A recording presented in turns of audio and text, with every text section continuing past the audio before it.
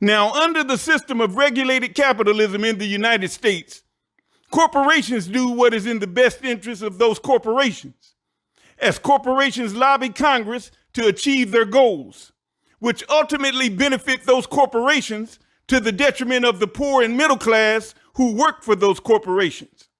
Remember, if the system of capitalism has even a small amount of government interference, it is not laissez-faire capitalism, because laissez-faire calls for no government interference in laissez-faire capitalism, which is also free market capitalism. Remember, the economic system in the United States of America, when it comes to capitalism, consists of regulated capitalism. And because of the history of corrupt corporations when it comes to monopolies in the United States, if laissez-faire capitalism did exist in the United States and there was no government regulation of capitalism, the system of laissez-faire capitalism would destroy itself. And I will now address the unintended consequences if laissez-faire capitalism did exist in the United States. Now, because of the fact that government-regulated capitalism exists in the United States, corporations continue to exist with the ability to compete with each other, and one corporation is not allowed to monopolize its industry and shut out any competition. Although some major corporations are heading in the monopoly direction as a result of people in power lacking the mindset of President Theodore Roosevelt concerning corporations becoming monopolies and shutting out other businesses that could compete with them. Theodore Roosevelt, who was a Republican way back in the day with a progressive ideology, which set him apart from other Republicans who supported the fact that corporations were becoming monopolies. The Republican Party of Abraham Lincoln, Frederick Douglass, and later Theodore Roosevelt doesn't exist today. Today's Republican Party has a proven history of trickle-down economic policies which benefit the rich to the detriment of the poor and middle class. Today's Republican Party supports corporations through tax cuts which benefit the corporations, and the deficit bill is placed on the backs of the poor and middle class. And I'm going to show you how Theodore Roosevelt dealt with corporations shortly. Now remember, laissez-faire capitalism or free market capitalism consists of competition in a free market, and laissez-faire capitalism or free market capitalism, where there can be no government interference, would enable a corporation to monopolize an industry because of the fact there would be no government interference.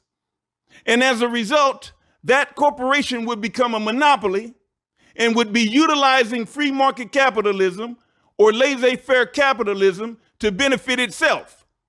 And that corporation would have total and complete control of its industry without any competition. Laissez-faire capitalism or free market capitalism would enable corporations to monopolize their industries, and some corporations would go outside of their industries and monopolize other industries. As a result, a small amount of corporations would control the entire market with no worries about competition, because those corporate monopolies would employ all of the people, control all of the access to goods and services, and shut out all potential competitors. A small number of corporations would have total control of all industries with no worries about competition, because of the fact that there would be no government interference. This is how laissez-faire capitalism or free market capitalism would destroy itself if it did exist in the United States. Now, I have shown you the unintended consequences of laissez-faire capitalism or free market capitalism in the United States. And according to the definition of laissez-faire, monopolies would undoubtedly exist because under laissez-faire capitalism, there would be nothing the United States government could do to curtail a corporation's ability to become a monopoly. The business sector would consist of monopolies that control industries and have rooted out competition with no worries of government repercussions for doing so. This is the reason the United States government has a history of legislation to prevent monopolies, as government regulation is necessary to keep corrupt capitalists and corporations in check. Merriam-Webster's online dictionary defines monopoly as, number one, exclusive ownership through legal privilege, command of supply, or concerted action. Number two, exclusive possession or control. Number three, a commodity controlled by one party. Number four, one that has a monopoly. Regulated capitalism supports competition in the market and supports workers and consumers, which is the reason the regulatory agencies in the United States government are a necessity. This is an important point to remember, as the United States consists of regulated capitalism, where the government has the ability to break up corporations that attempt to become a monopoly, as is clearly evident in United States history, as the administration of Republican President Theodore Roosevelt is known for filing antitrust lawsuits to break up monopolies for violations of antitrust legislation. As history shows that North Securities Company, owned by J.P. Morgan, was broken up, and Standard Oil, owned by John D. Rockefeller, was broken up. And these are just two monopolies out of many that President Theodore Roosevelt went after, as numerous antitrust lawsuits were filed to break up monopolies for violation of antitrust legislation. Corrupt corporations cannot be allowed to exist, as government regulation is a necessity. And in free market capitalism, or laissez-faire capitalism, President Theodore Roosevelt would not have had the ability to go after monopolies, and no legislation would have existed to enable him to do so, because government regulation would have been totally out of the picture.